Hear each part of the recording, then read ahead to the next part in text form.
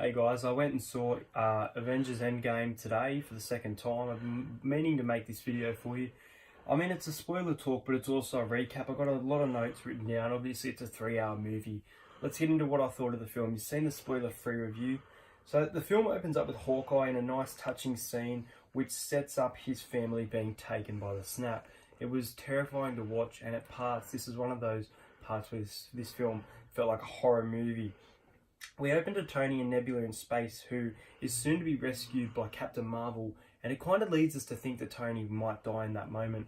I like the moment where they're playing soccer, like with the paper toss, whatever, because it symbolises the humanism that Nebula has, even though she's not a human. Then we go to... They go as the Avengers to beat Thanos after connecting together, and Thor beheads him whilst cooking.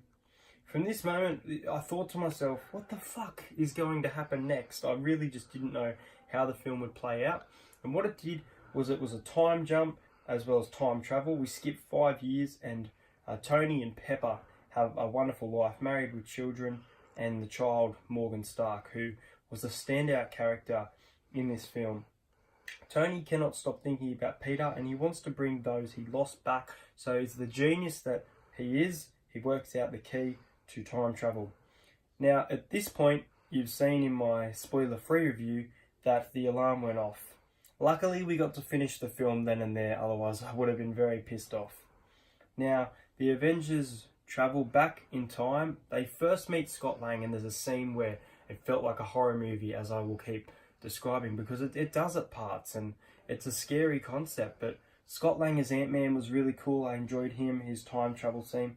They first travel back to the moment in 2012 New York with the Avengers fighting, and Bruce Banner gets to see just how violent the Hulk was back in the day. We see Thor's mum, who had some really good moments, she didn't have many lines in the MCU, but she did have some good moments in this with her son, and of course Red Skull on the planet Vormir. I should also say that Thor is fat, and when I say fat, I mean fat. He plays Fortnite. Yeah, he plays Fortnite. Hulk dabs and Thor plays Fortnite. That's my spoiler. With Korg and Meek. And we also see a scene with Valkyrie, which is a really cool character from Ragnarok. And she gets to ride Pegasus towards the end, which is cool. Now, the Hulk is also Professor Hulk, and he's combined himself with the monster to make himself with the brains and the brawn. Like in the comics, this is a comic concept, and they use a lot of comic concepts here, and I like. Now, ultimately, during this time travel, we say goodbye to a loved Marvel character, and that is Black Widow. Black Widow, leading up to this scene, had some of her best Marvel scenes in the cinematic universe. She proves herself as a possible leader. She was amazing. I'm going to miss Black Widow.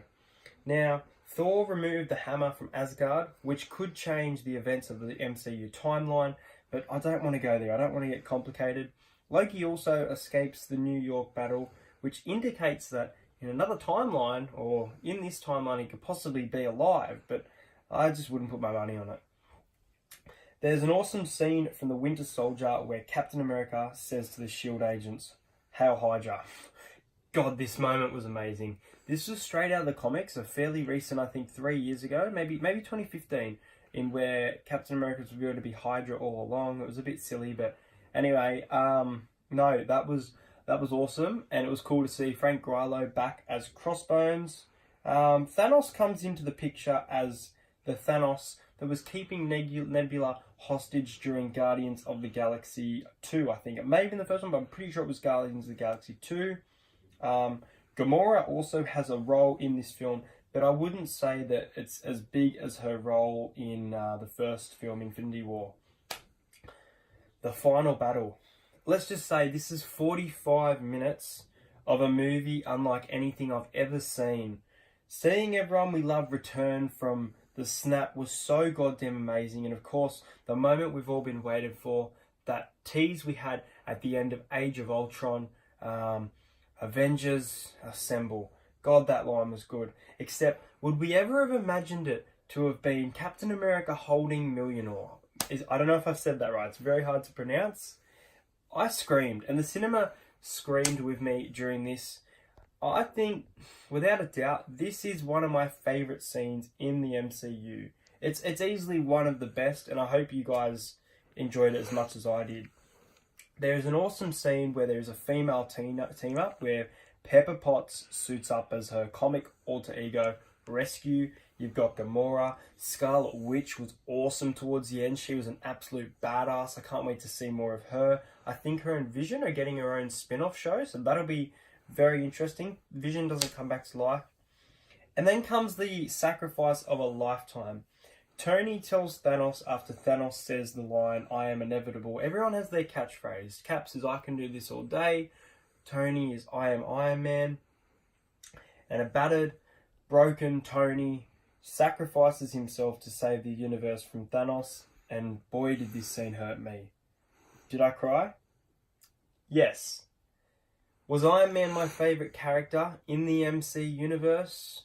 Double yes.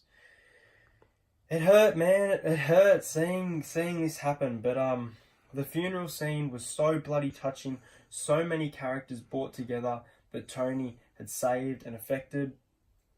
And seeing the kid from Iron Man 3 at the back, I knew who he was straight away. All grown up, was just such a nice touch by the Russo brothers to end this film. Now, as I did say in a prediction, Thor does join the Guardians, which I'm really excited to see where this goes. And Captain America returns the Infinity Stones to their time. Now, this creates a bunch of plot holes for me, but I'm just going to stay away from that for now.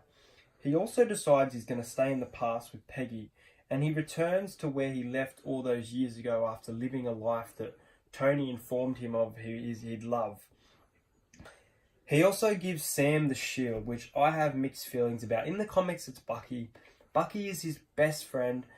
I love Sam as a character in the comics, and maybe he will make a great Captain America.